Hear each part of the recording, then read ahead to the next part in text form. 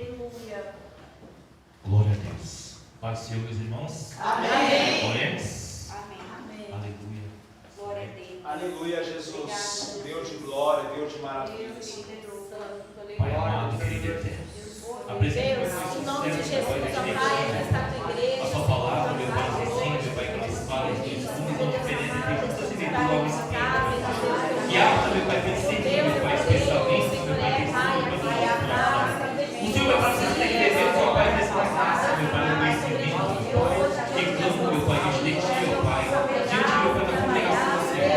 Fala, meu Pai, na nossa, meu Pai, nos corações do Senhor. E possamos nós esquecer hoje, meu Pai, e que juntos, meu Pai, de virtude, meu Pai, na Sua presença, através do Pai, da Sua palavra, meu Pai, falar, meu Pai, e assim, meu Pai, guardado, meu Pai, meu Pai, sempre nas Suas mãos, em direção, meu Pai, aleluia, da ministração, meu Pai, do Seu Senhor, de Jesus. Ô glória, paz do Senhor, igreja. Amém. Pode se assentar em nome de Jesus. Deixa eu apresentar aqui os irmãos que Deus trouxe para cultuar conosco nessa noite. Esse culto, vieram no melhor culto, viu? Que é o culto de ensino da palavra de Deus. Aleluia. Está cooperando conosco, cultuando o nosso irmão William. Louvado seja Deus. A esposa Maria, é isso? Glória a Deus. E a sua filha Maria Clara. Glórias a Deus. Como é que a igreja recebe os irmãos nessa noite de hoje? Sois bem-vindos em nome de Jesus. Nome se gostar, glorifique com a gente. Salve, glória. Aplauda Jesus por essas vidas na noite de hoje. Glória a Deus. Como o pastor aqui bem mencionou, vamos dar continuidade. Hoje é a penúltima carta à igreja de Filadélfia. Louvado e engrandecido é o nome do Senhor. Por incrível que pareça, os dois louvores que foram entoados aqui têm tudo a ver com a igreja de Filadélfia. Irmão? Fiel Senhor, meu Deus, fiel a mim, assim como Deus falou que será fiel à igreja de Filadélfia, né? E o outro louvor também, Deus também falou, tem tudo a ver com o estudo de hoje. Deus encaixa, né, irmão, tudo no seu devido lugar. Então que os irmãos possam emprestar aí um pouquinho o coração nesse estudo desta igreja que Deus colocou no meu coração com todo carinho, todo amor. Eu preparei para a igreja e espero que os irmãos possam entender o que o Espírito fala à igreja, amém? Nós iremos dar início à igreja de Filadélfia, a igreja que guarda a palavra. Aqui para você já se familiarizar com esta igreja. Pensa, irmão, uma igreja que guarda a palavra, uma igreja que com toda certeza agradou o coração do Senhor, sim ou não? Como nós viemos estudar, as duas igrejas que não sofreram repreensão do Senhor foi a igreja de Esmirna e a igreja de Filadélfia, porque guardaram a palavra, foram fiel ao Senhor e Deus achou graça sobre essas igrejas. Amém? Na introdução desta lição, desse estudo, a igreja de Filadélfia era uma igreja sadia espiritualmente e por isso Jesus Cristo não lhe fez nenhuma exortação ou repreensão severa, como havia feito as igrejas anteriores. Pelo contrário, só lhe fez elogios e promessa. Esse é o preço de uma igreja fiel, de uma igreja sadia, que guarda a palavra, está debaixo das promessas do Senhor Jesus. Quero trazer um pouquinho aqui, um pouco do contexto histórico desta igreja. A cidade estava localizada aproximadamente a 45 quilômetros do leste de Esmirna, 15 quilômetros do sudoeste de Sardes e 20 quilômetros do noroeste de Laodiceia. Não era tão distante as igrejas, né, uma da outra. Se você for parar para pensar, nos tempos do Novo Testamento, Filadélfia fazia parte da província romana da Ásia. A cidade foi devastada por um terremoto no ano 17 depois de Cristo. E por muito tempo as pessoas viveram com muito medo de tremores. Então, uma das dificuldades da localização desta igreja é que ela vivia no lugar onde havia terremotos. Então, essa igreja vivia, pensa como essa igreja vivia, irmão, na expectação de a qualquer hora poderia haver ali um tremor, um terremoto, é igual os países aí que nós sabemos, a qualquer hora, a qualquer momento, vai ouvir tremor, né? Terremoto a qualquer hora. Então, para você se familiarizar com a igreja de Filadélfia, ela ficava localizada ali na província romana e tinha muito terremoto ali. Então a igreja vivia debaixo dessa apreensão, né, irmão? Para você ver, mas com toda a fidelidade no Senhor Jesus Cristo. Vamos lá. Filadélfia, o que significa a palavra Filadélfia? Significa amor fraternal. Amor fraternal é o amor entre irmãos, não apenas de sangue, mas entre pessoas unidas por amizade, respeito e cuidado e solidariedade. Entenderam aí o que significa amor fraternal? Em sentido bíblico, na Bíblia, amor fraternal é chamado de Filadélfia, do grego. Eu estou aprendendo um pouquinho de grego, irmão. A Bíblia está levando a gente para estudar um pouquinho ali, querendo ou não, nós vamos se aprofundando. Isso é maravilhoso. Mesmo quando você não quer, o Senhor ele vai te ensinando, vai te levando ali, é maravilhoso. A palavra Filadélfia vem do grego pilos, que significa amor, e adelpos, que é irmão. Esse amor representa o que? Esse amor entre irmãos. Olha só, a palavra Filadélfia. Como Deus não vai se agradar numa igreja dessa, irmão? O nome da igreja já falava por si. Amor fraternal, ou seja, amor. E pensa a comunhão que essa igreja vivia. Pensa se essa comunhão não agradava o coração do Senhor Jesus. Quando eu estava lendo sobre o amor fraternal, a Bíblia me levou lá para Atos, né, capítulo 2, versículo 42, e andavam todos unânimes, na comunhão, no partir do pão, na singeleza de coração. Os que tinham mais de uma propriedade vendia e repartia conforme a necessidade que havia na igreja.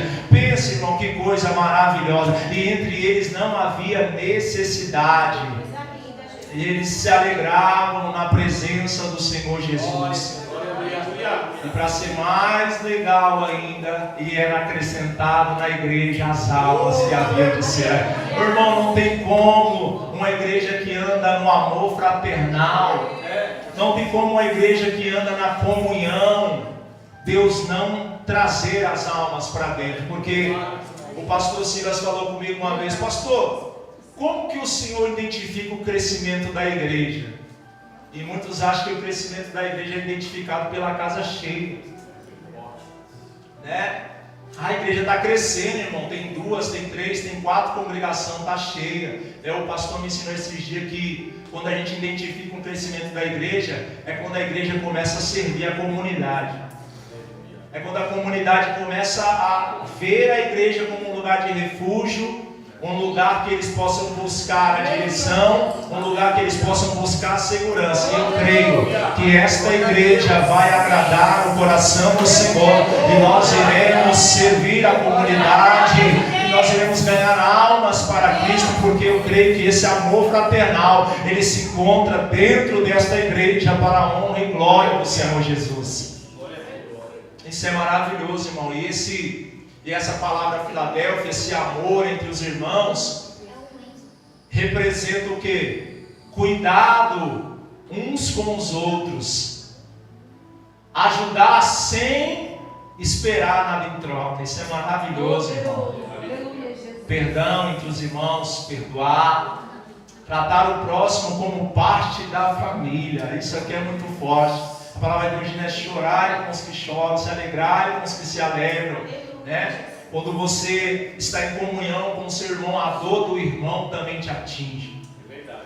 Quando você está em comunhão, quando você está com esse amor fraternal, a perda do irmão também te atinge. E eu creio que isso também agrada o coração do Senhor Jesus. Sabe quando você sabe que o irmão está na enfermidade, você ora. Quando você sabe que o irmão está na necessidade, você vai e estende a mão para que o Senhor ajude ali. Eu creio que foi isso que Cristo veio fazer, né, irmão? Além de trazer a salvação, trazer esse amor entre irmãos, não só de sangue, mas por essa aproximação de comunhão. Amém? Aleluia. O apóstolo Paulo diz em Romanos, capítulo 12, do versículo 10, ele diz assim, ó: amai-vos cordialmente uns aos outros com amor. O apóstolo Paulo já entendia muito bem o que era isso, preferindo-vos em honra uns aos outros. Isso é maravilhoso, irmão. Pensa, você amar o seu irmão cordialmente, como se fosse parte da tua família. Isso é maravilhoso, irmão. Tem pessoas que você encontra e você fala assim, irmão, parece que eu já te conheço há muito tempo, porque esse amor, esse espírito, esse amor fraternal, ele bate, irmão, ele identifica, mas aí é fácil.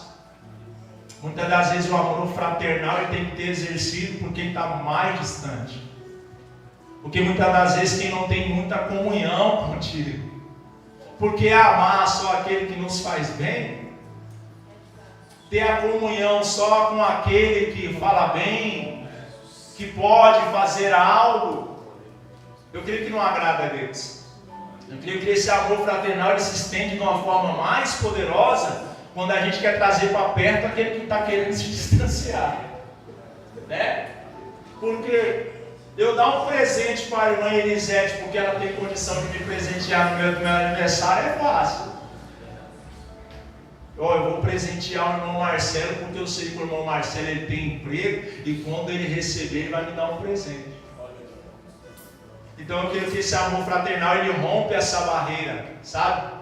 É você fazer para quem não tem condição muitas das vezes. Aleluia. Muitas das vezes aquele irmão que está passando por uma dificuldade, muitas das vezes ele não fala, acaba o culto ele já vai embora. Muitas das vezes no nosso coração já sopra assim, o irmão não fala com ninguém, o irmão não tem comunhão com ninguém, mas tem que partir o amor fraternal, é de nós que conhecemos a palavra. Poderoso, é verdade, Jesus. Né, irmão? Tem que partir de nós que estamos estudando, conhecendo e aprendendo da palavra de Deus. Porque amar quem nos faz, eu amar a minha esposa é fácil. Eu amar a minha família é fácil. Eu creio que esse amor fraternal que a igreja de Filadélfia tinha muitas das vezes, o irmão Jean, era por aqueles que estavam totalmente ao contrário, porque eu creio que é isso que Jesus veio fazer e veio nos ensinar. Quem está entendendo isso aqui? Amém? Agora vamos entrar aqui na parte do texto da Bíblia, que diz assim, irmãos: e ao anjo da igreja que está em Filadélfia escreve, diz o que é santo e o que é verdadeiro, o que tem a chave de Davi, que abre e ninguém fecha, e fecha e ninguém abre. Olha a carta que chega à igreja. Pensa como a igreja recebe essa carta e diz que aquele que está escrevendo para a igreja é o que tem a chave, que abre e ninguém fecha, e que fecha e ninguém abre. Mas qual o significado dessa chave de Davi dentro do contexto que Deus queria falar com a Filadélfia? Sabe na onde nasceu essa expressão? A origem desta chave, ela nasce lá em Isaías, capítulo 22, no versículo 22, é a primeira vez que a origem dessa palavra chave nós vamos ler na Bíblia. Mas o que está dizendo lá? Olha o que o profeta vai falar. Ô irmão, você está estudando Apocalipse, aí o Espírito manda você, o estudo, né? Ele leva você lá para Isaías. Porque para quem não está familiarizado, Isaías, ele é um profeta messiânico. Ou seja, ele já proferia a vinda do Messias. Isaías aqui já está falando da salvação vindoura que há em Cristo. Agora, irmão, Deus é tão onisciente, onipotente, onipresente, irmão, que Isaías já falava e ia se confirmar lá em Apocalipse. Eu falei para você que a origem dessa palavra-chave de Davi saiu aqui em Isaías 22, e você vai entender o porquê, amém? O que diz lá em Isaías 22, diz assim, ó: eu porei sobre os seus ombros dele a chave da casa ou do reino de Davi, o que abre ninguém fecha, e o que fecha e ninguém pode abrir. O que Isaías está querendo dizer ali? A chave que Isaías está falando, essa chave ali representava uma autoridade sobre o palácio real. Quem estava com essa chave no palácio, ele tinha o que? Toda a autoridade. Ele tinha a administração do palácio. E esta chave estava sobre o poder de Sebna, um oficial corrupto, um oficial que não agradava aos olhos do Senhor Jesus, e essa chave seria tirada de Sebna e entregada a Ilquias, o chefe piedoso, amoroso, porque Deus não deixa chave, responsabilidade na mão de quem não tem piedade, quem não tem amor, quem não tem carinho, quem não tem um amor fraternal. Deus, ele não deixa, irmão, ele pode deixar até por um período.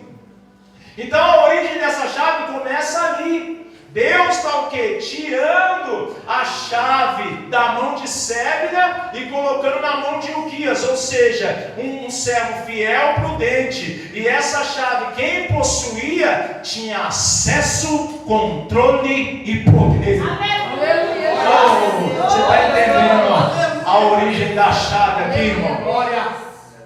Quem tinha a chave tinha acesso, controle e poder.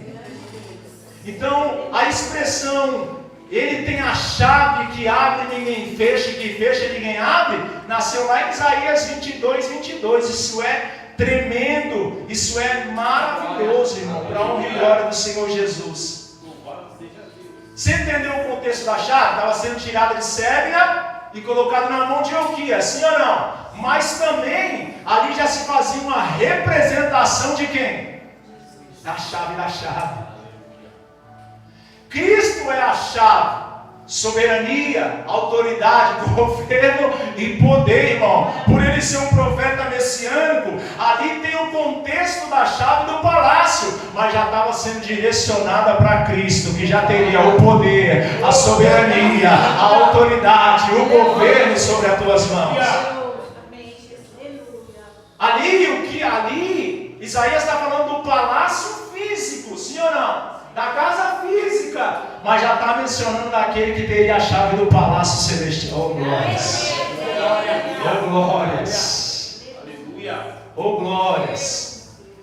Ele abre e ninguém fecha, e fecha e ninguém abre, ou seja, ele é o único acesso ao reino de Deus. Oh glórias a Jesus! Deus fiel, Deus de glórias. E o texto do versículo 8, ele vai continuar. Eu conheço as tuas obras. Aqui que vai apertar um pouquinho, pode? Glória a Deus. Aleluia. Enquanto ele está abrindo a porta, está maravilhoso. Enquanto ele está dando acesso, está maravilhoso. Mas para ele você ter esse acesso, ter e ser participante da entrada desse acesso, as nossas obras têm que agradar a Ele. Ele diz na palavra dele: eu sei, ou eu conheço as tuas obras. Aqui é a carta de Deus, a carta que chega à igreja de Filadélfia. E eles lerem a carta e está escrito: eu conheço as tuas obras, e eis que diante de vocês eu pus uma porta aberta e ninguém pode fechar. Tendo pouca força, guardastes a minha palavra e não negastes o meu nome. Agora pensa, oh glória, que coisa linda. Irmão, o significado que Jesus está dizendo ali, eu conheço as tuas obras, está querendo dizer, irmão, Jesus conhece plenamente a minha e a tua vida. Ele conhecia a vida da igreja de Filadélfia. Ele está dizendo: eu observo o comportamento de vocês e a fidelidade da igreja. Agora pensa, irmão. Ele conhece o seu comportamento, não só aqui dentro, mas fora também. Eu conheço as tuas obras, eu conheço o seu comportamento e conheço, ô Filadélfia, também a minha igreja, ele está dizendo. Então, irmãos, o que está escrevendo, o que está assistindo a igreja, as igrejas, está nos assistindo também. Ele sabe o nosso deitar, sabe o nosso levantar, sabe com quem nós falamos, o que nós vemos no celular, o que nós vemos na televisão. E aí, para estreitar mais um pouco, ele é onisciente. Ou seja, antes de eu e você pensar em falar algo, ou gera algo no teu coração, ele já sabe. Ele fala, eu conheço as tuas obras, não só quem está assistindo, eu aqui dentro da igreja, mas é aqui, ó. Poderoso, aleluia. Eu conheço as tuas obras aqui, eu conheço as tuas obras aqui também. Mas diante de ti eu pus uma porta aberta e ninguém pode fechar. Aleluia. Irmãos, isso é maravilhoso. Essa expressão também, eu sei as tuas obras, como o Espírito me usou aqui, entra no âmbito onisciente de Deus. O pastor falou, irmão, está nascendo uma criança agora lá no Japão, Deus já sabe o tipo sanguíneo, o nome, até quando vai viver, Deus já sabe, irmão, Deus já sabe, irmão, está nascendo uma criança lá na Alemanha agora no hospital, Deus já sabe o nome, ele é maravilhoso, irmão. Ele é maravilhoso, a onisciência de Deus, Deus está falando, eu conheço as tuas obras. Ele está dizendo, eu vejo tudo, eu conheço sua realidade, suas lutas, mas também eu conheço sua fidelidade. O bom, irmão, é quando nós andamos firme na presença do Senhor, quando nós andamos em retidão ou se esforçamos na presença do Senhor, nós não devemos temer, porque pecadores nós somos. Mas o que a gente tem que entender, aqui há uma diferença entre ser pecador e viver na prática do pecado. São duas coisas distintas e diferentes. Enquanto nós vivemos neste corpo, nós iremos pecar. Mas o nosso pecado, que nós pecamos praticamente diariamente, não é aquele pecado para a morte, aquele pecado consciente, aquele pecado de iniquidade, ou seja, nós sabemos que é errado, sabemos que Deus desaprova, mas mesmo assim nós cometemos. Esse pecado nós não podemos cometer. Agora, o pecado muitas das vezes do olhar, o pecado muitas das vezes de uma ira que nós deixamos entrar no coração, o pecado muitas das vezes da murmuração que nós deixamos entrar. Esse pecado nós iremos cometer, irmão. Esse pecado nós iremos cometer enquanto nós estivermos nesse corpo aqui. Mas por Ele nos conhecer, irmã, Ele sabe, olha, eu conheço as tuas obras, eu sei do teu limite físico, da tua natureza humana. E quando nós andamos com essa consciência sã, e nós, a Bíblia diz, né, filhinhos, não pequeis. A Bíblia já está falando, mas se pecar, Deus já sabe, Ele conhece, meus irmãos. E Ele também conhece a nossa fidelidade.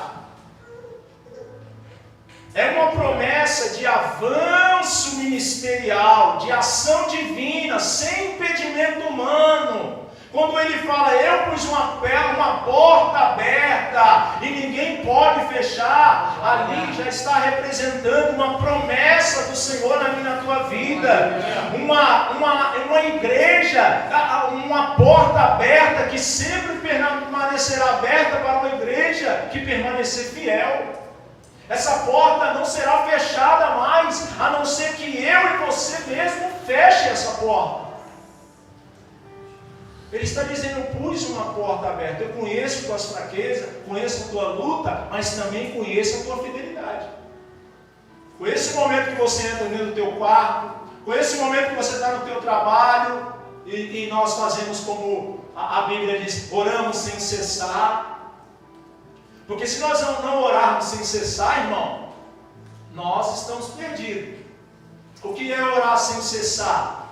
24 horas de joelho no chão?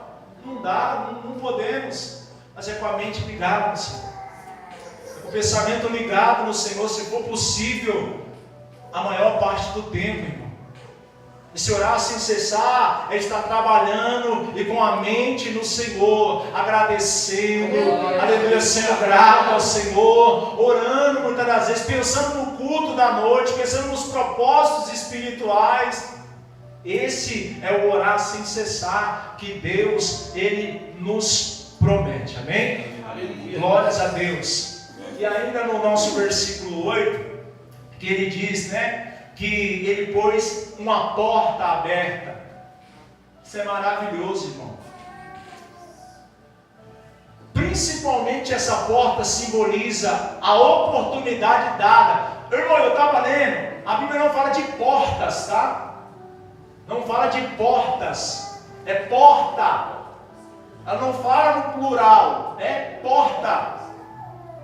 E aí você estudando, você buscando essa porta que a igreja de Filadélfia abriu pela tua fidelidade, pela tua comunhão com Deus, foi a porta da salvação e da comunhão com Cristo.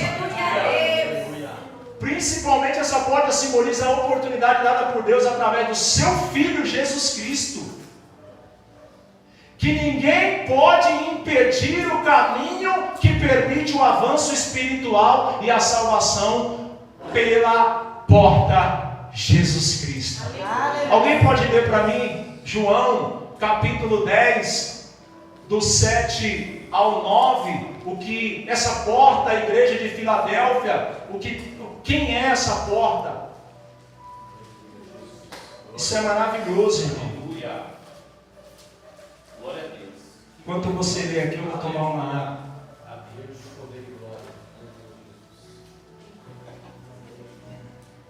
E alguém já prepara aí também João 14:5. Pode ler, meus irmãos, quem achou, por gentileza. João 10:7. Então Jesus disse mais uma vez: em verdade lhes digo que eu sou a porta das ovelhas. Todas os que vierem antes de mim são ladrões e salteadores, mas as ovelhas não lhes darão ouvidos. Eu sou a porta. Se alguém entrar por mim, será salvo. Entrará, sairá e achará passagem. Aleluias! Essa porta é Ele. Essa porta que a igreja de Filadélfia permaneceu aberta é a porta da salvação mediante a Jesus Cristo. João capítulo 14, do versículo 5 e 6. E disse Tomé: Senhor, não sabemos para onde está indo. Como podemos saber o caminho? E disse Jesus: eu sou o caminho, a verdade e a vida. Aleluia. Ninguém veio ao Pai senão por mim. Aleluia. Ele é o caminho que leva à porta da salvação, irmão. Aleluia. Eu costumo dizer todas as vezes, irmão, se essa porta não é um incentivo de você estar buscando a Deus, você está buscando Ele da forma errada. Se o propósito de eu estar no culto de ensino hoje aqui, da minha família, está aqui buscando, renunciando às vontades, se o meu propósito principal não for entrar por essas portas da salvação, eu estou servindo Jesus da forma errada. Porque o que me move, qual é a minha gasolina espiritual? É saber que eu estou correndo e vou chegar nessa porta. Não vou só chegar, eu vou passar por ela. Eu vou morar com Cristo, eu vou morar com os meus irmãos. Esse é o meu combustível espiritual todos os dias. E quando nós entendemos isso, irmão, que essa porta está aberta e ninguém mais pode. Só tem uma pessoa que pode fechar essa porta. O primeiro é Ele. Mas mesmo assim Ele não fecha, se você mesmo não fechar. Muitas das vezes quem fecha essa porta somos nós mesmos. É verdade. Isso é muito forte, irmão. Porque é nós que permanecemos essa porta aberta. Quanto mais consagração, mais busca, mais fidelidade, mais próximo da porta do Senhor. Quanto mais se afastamos distanciamos, mais longe essa porta fica. Oh, glória a Jesus. Então Ele tem a chave que abre, Ele é a porta, Ele é o caminho. E a igreja de Filadélfia está com essa porta aberta. A igreja fiel está com essa porta aberta para entrar, passar e morar eternamente com Cristo. Glória a Deus. Vamos aqui para o versículo de número 9, que vai dizer: aos da sinagoga de Satanás, que dizem, eu errei ali, eu coloquei que dizem, mas me perdoa, meu irmão. É que dizem ser judeus, mas não são mentirosos. Irmão, para você ter a ideia, olha só, Jesus, Ele sempre foi defensor dos fiéis, sim ou não? Jesus sempre foi defensor do sincero, dos fiéis, de mim que você tem buscado. Ele é o advogado nosso, Ele é o nosso advogado, Ele é o nosso juiz. Jesus ama defender quem anda na verdade. Quando o advogado ele vai pegar a tua causa, a primeira coisa, o primeiro papo que o advogado tem com você é assim: ó, irmão, fala toda a verdade para eu poder saber onde eu vou entrar. Toda causa que o advogado ele vai pegar, ele fala assim: ó, joga limpo comigo, para que não tenha nenhuma surpresa no tribunal. Isso aqui é maravilhoso. E o Senhor, Ele tem prazer de defender os que andam na verdade. Aleluia. E olha só, uma igreja que sofria muita oposição e perseguição dos próprios, isso aqui é forte, dos próprios que se diziam judeus, mas eram da sinagoga de Satanás. E sempre foi assim, desde o tempo de Jesus. Jesus, Ele já condenava, Ele já repreendia essa hipocrisia dos que se diziam ser judeus, dos que se diziam servir a Deus, mas era filho de Satanás, mentirosos. Isso é maravilhoso, irmão. O nosso irmão evangelista Mateus, não precisa ler não, nosso irmão evangelista Mateus, ele nos deixa 39 versículos em Mateus capítulo 23, do 1 ao 39, de Jesus repreendendo e condenando a hipocrisia, a perseguição e a mentira dos fariseus. Por falta de repreensão, Mateus escreve. Por falta de repreensão, Mateus escreve 39 versículos. Se você for ler do 1 ao 39, é Jesus repreendendo os fariseus, repreendendo a mentira, a perseguição que os fariseus faziam com os próprios discípulos e com Ele. Isso é maravilhoso, irmão. O nosso inimigo, muitas das vezes, ele está disfarçado de uma religiosidade. Você sabe o que a igreja de Filadélfia mais sofria? Pode deixar, Marão, eu coloquei o pano aqui, obrigado.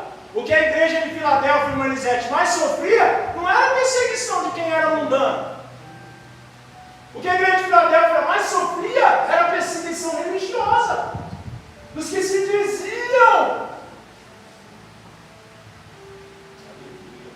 Muitas das vezes a perseguição vai vir daqueles que se dizem mais santo, daqueles que servem mais, daqueles que se dizem intelectuais, daqueles que se dizem que têm a vida regrada com Deus, mas são mentirosos, são hipócritas, fariseus mentirosos. Pensa, a igreja sempre sincera sofria com os que diziam da sinagoga, com os que se diziam judeus, mas não era mentiroso. Muitas das vezes a investida que virá sobre nós não é nem daqueles que não conhecem, irmão. É daqueles que se dizem conhecedores, mas são mentirosos. Por isso que nós temos que estar sempre atento na palavra do Senhor, para que ninguém te engane, para que ninguém te confunda, para que ninguém venha te persuadir, ou seja, te convencer daquilo que a Bíblia está dizendo. O apóstolo Paulo, ele vai ensinar a igreja, vai dizer assim: olha, qualquer outro que vier pregar o evangelho a vocês, a qual eu não tenho ensinado, dê por maldito. Aleluia. E a igreja de Filadélfia, alguém ia levar, eu vou conjecturar aqui, eu creio que alguém ia entrar lá e levar qualquer tipo de palavra para torcer, eles falavam: aqui não, aqui tem Bíblia, aqui tem palavra, ele nos ensinou dessa forma. Ele não odeia a Jesus. E sabe quando é que começa a hipocrisia religiosa? É o não tem nada a ver. Esse não tem nada a ver mata muita gente, irmão. Irmão, muitas das vezes vai vir assim, ó, não tem nada a ver. Ó, se você fazer dessa forma. Aí sabe qual é a nossa resposta? Mas o que a Bíblia diz acerca disso? Eu creio, eu tenho a certeza que a igreja de Filadélfia, ela fazia isso. Olha, não vem com esses ensinos para cá não, vamos ver o que as escrituras dizem. Isso afasta qualquer mentiroso, qualquer hipócrita. Irmão, quem vem para uma igreja que tem Bíblia, que tem oração, que tem jejum, que tem consagração, quem vem bagunçar não fica. Não fica, irmão. A primeira coisa que eu ia falar: os irmãos querem ser muito intelectual, os irmãos querem orar demais, os irmãos querem consagrar demais. Aí a própria espada se encarrega de cortar e jogar para fora. Então a igreja de Filadélfia, ela tinha essa fidelidade, aleluias, e Jesus promete à igreja fiel, justiça e reconhecimento. Ele defendeu a igreja e defenderá até nos dias de hoje essa igreja permanecer fiel ao Senhor. Jesus faz uma promessa de defender a sua igreja. Porque ele mesmo diz: olha, aos da sinagoga, Jesus vai dizer, ele diz assim, ó, mas mentem, eis que eu farei que venha e adore prostrado aos teus pés, e saiba, Filadélfia, que eu te amo. Irmão, Senhor, aleluia. Jesus está falando: eu vou responder com vocês, só permanece fiel, só permanece simples na verdade. Eu vou colocar eles prostrados na verdade. Jesus promete, mas para isso, sabe o que devemos fazer? O que o nosso irmão evangelista Tiago escreveu, Tiago 4,7: sujeitar a Deus e resistir o diabo. Nós temos que sujeitar a Deus e resistir o diabo. A igreja de Filadélfia sujeitava a Deus, as vontades, a direção, resistir ao diabo e ele fugirá de vós. E quando nós resistimos às investidas, o não tem nada a ver, o não precisa de orar, o não precisa de estar congregando, o não precisa de estar fazendo isso ou aquilo, quando nós resistimos isso, Deus responde por nós. Deus faz os nossos inimigos se prostrarem e dizer que o Senhor nos ama e nos guarda com todo amor e todo poder. Glória a Deus. O inimigo, ele sempre vai vir, irmão, ele sempre vai investir. Foi assim com o nosso Senhor no deserto, não vai ser comigo, com você. O inimigo, ele vai vir vestido de uma falsa religiosidade, de uma falsa piedade. Porque primeiro ele esperou o nosso Senhor ter fome, ele olha a necessidade física. Muitas das vezes os religiosos, os hipócritas, os mentirosos, os da sinagoga de Satanás, os investidores da igreja, os maliciosos, eles vão olhar o que? Primeiro, muitas vezes a necessidade, vai vir com o sapatinho de algodão. O que o diabo falou? Está com fome? Tu tem poder. Faz a pedra virar pão, tu tem poder. É a facilidade que os mentirosos trazem. Você não precisa estar passando por isso. Tem um jeito mais fácil de fazer. Os mentirosos vêm assim, irmão: ué, você não é crente? Aí por que está passando por tudo isso? Não precisa. Olha, se você fazer dessa forma. Mas aí, eu sempre costumo dizer, é um dos textos mais lindos que eu acho, é Mateus capítulo 4. Porque o inimigo, muitas das vezes, irmão, se nós tiver a palavra guardada na tábua do nosso coração, o inimigo mesmo, ele se enrola. Porque, irmão Jean, quando ele vai até Jesus com essa falsa religiosidade, querendo ajudar Jesus no deserto, ele usa a palavra.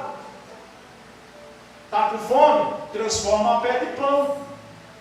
Aí Jesus disse o que? Nem suco de pão viverá, mas de toda a palavra. Então o diabo, ele não vai desistir. Os falsos da sinagoga, ele vai tentar o que? fragilizar a nossa fidelidade. Ele vai tentar o quê? Afrouxar a nossa fidelidade. Mas aquilo que você foi ensinado, está sendo ensinado. Guarda para ninguém tomar aquilo que Deus te deu, para a honra e glória do Senhor Jesus. Estamos terminando. E também eu te guardarei na hora da tentação. Como eu já disse aqui, foi com o Senhor Jesus. Deus promete guardar, não só porque a igreja era forte, porque a igreja não era forte, mas porque foi uma igreja perseverante. Porque foi uma igreja cheia de fidelidade. A nossa fidelidade que nós plantamos hoje na presença de Deus vai gerar uma proteção divina amanhã para nós. Aquilo que a igreja de Filadélfia plantou lá, aquela fidelidade, gerou a eles. Ô irmão, você vai ser taxado de muita coisa por estar tentando andar na verdade. Ô irmão, você vai ser tanto caluniado por tentar andar na verdade. Tu vai ser tão apontado, tu vai ser tão oprimido por tentar andar na verdade. Mas ele disse: eu te guardarei na hora da tentação. A fidelidade que nós plantamos hoje vai servir de livramento lá na frente com o Senhor. Todo o esforço que nós fazemos para andar em retidão aqui hoje, como Filadélfia, vai servir de proteção, de livramento lá na frente. Tem oração que você fez, tem propósito de oração que você fez que você nem lembra, mas a reserva lá do céu vai ser aberta e vai falar: é agora, é agora. Aí tu fala: eu nem sei como eu passei por essa, eu nem sei como eu consegui escapar dessa. Deus está falando: é a reserva, na hora da tentação, eu te guardei, a fidelidade plantada lá atrás, gera livramento lá na frente. Oh, glórias. Tem oração que tu esqueceu, tem jejum, tem propósito que tu esqueceu, mas vai ter vento, tempestade que tu vai passar, que vai ser o próprio Espírito que vai passar contigo, porque a igreja não tinha força, mas ela tinha fidelidade e perseverança. E isso é o que faz agradar o coração do nosso Deus. Estamos caminhando para o final. Guarda o que vocês têm, para que ninguém tome a tua coroa. Isso aqui é forte, irmão. E essa coroa, o que ela representa para a Filadélfia? Representar. O que representa para nós essa coroa? Recompensa. Oh, glória. É bom recompensa ou não? Recompensa. Vitória para aqueles que permanecerem na fidelidade até o fim. Agora a estreita, porque não basta começar bem, tem que permanecer bem. E principalmente ser até o fim, vai até o fim. Começar bem é maravilhoso, mas permanecer, ter constância, né, pastor? A igreja de Filadélfia era uma igreja, irmão, que ela não andava em mudança de... Como é que eu posso dizer? Hoje eu quero orar. Nem todo dia nós queremos orar, essa é a verdade. Nem todo dia eu sinto de orar. Mas se você esperar, meu lindo, para você sentir de orar, você nunca vai orar. Ah, eu não sinto de ler a Bíblia. Não vai ler nunca. Porque a luta é a carne, irmão. A luta é a carne entre o corpo e o espírito. É tremendo. Irmão, o diabo, para você ter ideia, no nome de Jesus ele vai embora, mas a carne fica. O diabo, se você falar: olha, Jesus te repreenda, vai embora, no nome de Jesus ele vai embora. Agora e tua carne? Você vai repreender ela como? Você não vai ficar. Eu já ouvi pastores dizer: irmão, quando você estiver sem sono, leia a Bíblia. Eu falei: ué, é sonífero agora? For ler a Bíblia para dormir, irmão? Qual é a referência que você está tendo às Escrituras de Deus? Ah, irmão, começa a orar para você dormir. Orar para dormir, irmão? Eu vou orando no Salmo 91, aí vai me dando sono. Não, irmão, tem que orar conectado, ligado no trono do Pai.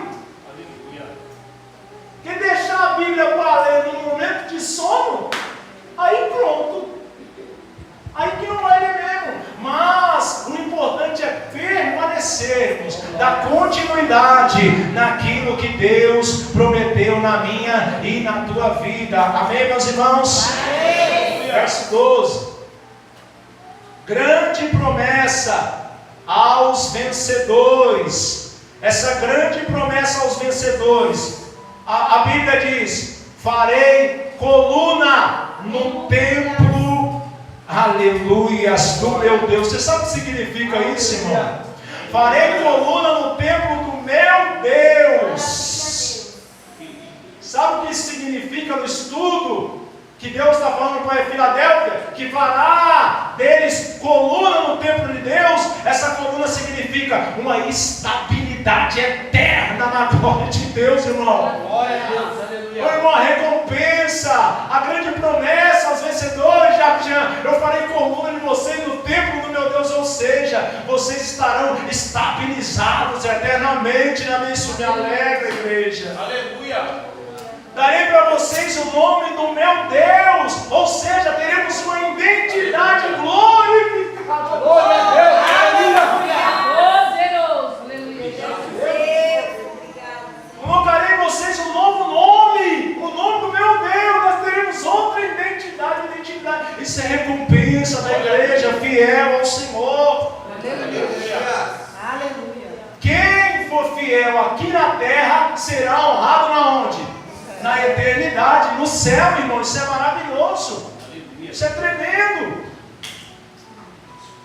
E para encerrar, eu quero aplicar aqui para mim, para você, algumas práticas para nós, como a igreja de Filadélfia aplicava. Seja fiel, mesmo com pouco recurso. A igreja era. E a parte que o inimigo faz a gente ser mais infiel é na parte financeira, na parte material, na parte profissional. Muitas das vezes é por onde o inimigo quer nos pegar. Mas a igreja de Filadélfia, ela era fiel, mesmo com pouco recurso. Segunda aplicação: guardar a palavra acima de qualquer circunstância. Independente de qualquer coisa. A penúltima aplicação: confie na porta que Deus abriu. A porta da salvação, amém? E persevere até o fim. Foi o que a igreja de Filadélfia ela fez. Oh, glória a Deus. E para concluir, irmão, a igreja de Filadélfia não recebeu repreensão de Jesus. Ela nos ensina que a fidelidade vale mais que força. E que Deus honra quem guarda a sua palavra. Quem tem ouvidos, ouça o que o Espírito diz às igrejas. E nós viemos aprender essa noite com essa igreja abençoada, essa igreja fiel ao Senhor, amém? Eu aqui agradeço essa minha rica e maravilhosa oportunidade em nome de Jesus. Amém.